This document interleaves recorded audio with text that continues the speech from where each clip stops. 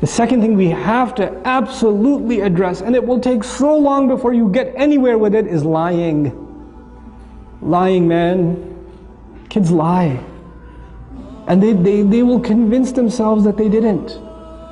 They will, I didn't say that, I didn't say it, I never said that. I swear, you said it to me. I was there. I didn't. I recorded it. Here's the video. I didn't say it.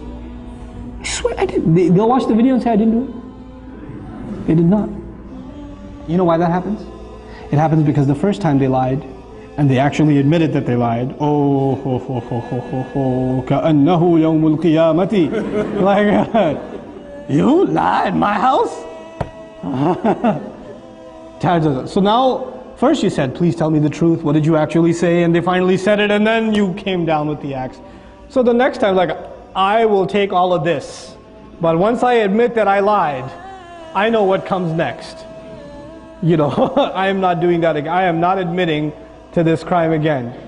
Because pleading guilty in this house does not work out for you. You got to stop that first. You cannot punish. You cannot punish extra for something that happened that's already made you angry. So the mother is angry because the child lied. Or because the child did something bad. Then she's angry because he lied about it. Then she's angry because she's tell me the truth, I'm giving you one last chance.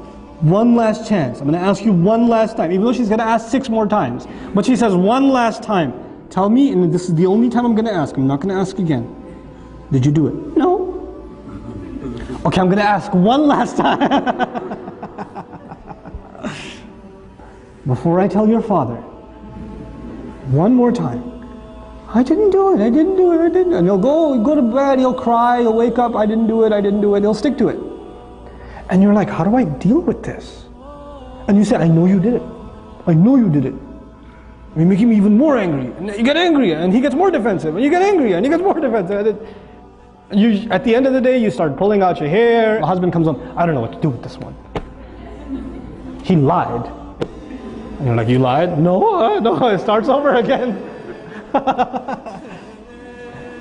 How do we have to deal with this? We have to take those situations, and sometimes you just believe them, even though you know they're lying. I believe you because I trust you. You wouldn't lie to me. You promised last time you wouldn't lie, so I trust you. And the other kid's like, buddy,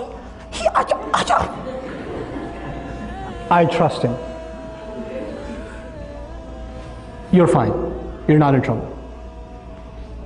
And let him get away with a lie 3 or 4 times.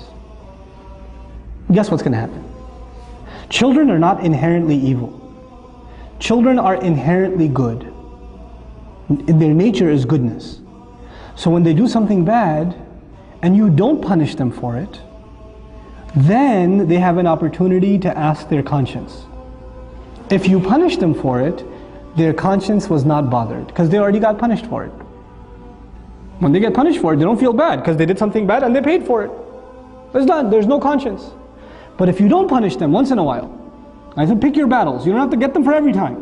Pick your battles and say, okay, I trust you. You didn't do it. I know she must have got it wrong. She must not have remembered properly. When you slapped her, she must have been sleeping and imagining it. The mark on her face, I don't know, is red coloring. I don't know what it is. Doesn't even look like your hand. Looks more like a foot.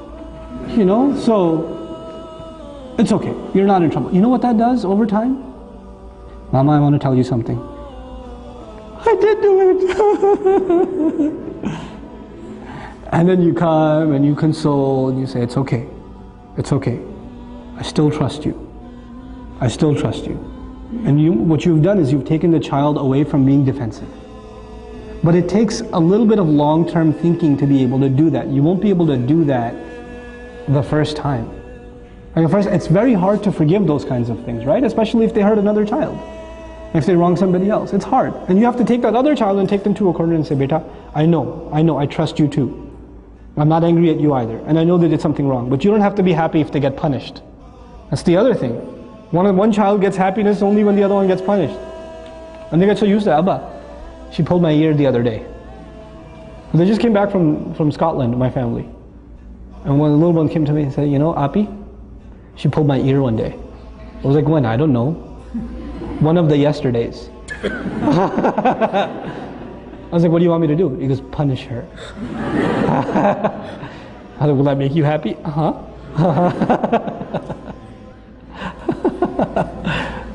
Sometimes kids do that. They get a kick out of the other one getting punished. They do. You don't want to create that either. With little kids, with the 2-year-old, it's okay. You want to entertain them. So you bring the older one and you slap your own arm a couple of times and you tell her to say, ow. You know, and she says, ow, ow, it hurts. And then, you happy now, Walid? Yeah. That's cool. But with older kids, when they get happy when the other one gets punished, that's a problem. That's a punishable offense. That itself is a punishable offense. Why are you happy? What do you get out of that? You know? That's something we have to address with our children. So there are 2 things so far. Tantrums, lying. Lying. And lying, it's a long-term process. You don't get lying out of somebody's system right away. Especially because they don't even see it as lying anymore. They just see it as saving themselves. And kids, when they lie a lot, you know what happens? They actually start believing it themselves. They become better than any actor you have ever seen. They take on the role, boy. They will own it. And so you become extremely dumbfounded. Where do you even begin? Well, begin by not tackling it. Begin by disarming, taking the fear away.